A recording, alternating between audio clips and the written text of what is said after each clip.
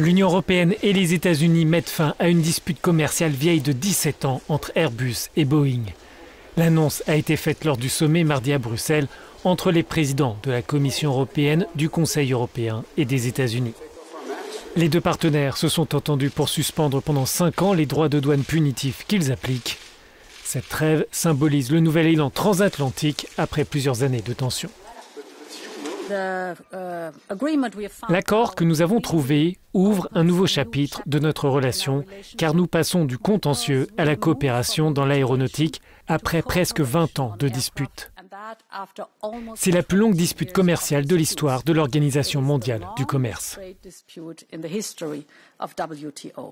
Washington a imposé en octobre 2019 des taxes pour plus de 6 milliards d'euros sur des produits européens importés.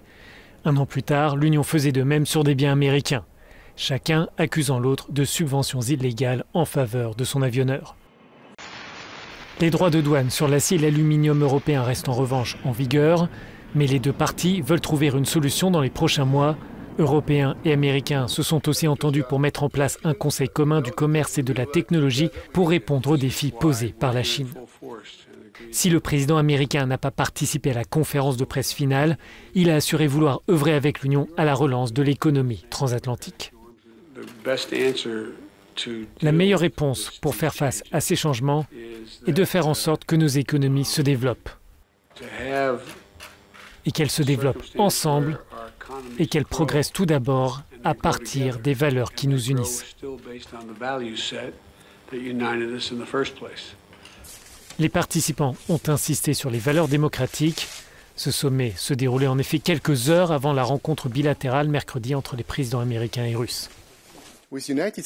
Avec les États-Unis et d'autres partenaires, il est important non seulement de réagir quand nous sommes face à des régimes autoritaires qui essayent de faire pression sur nous, mais il est aussi important d'avoir une stratégie proactive pour promouvoir nos valeurs et défendre nos intérêts.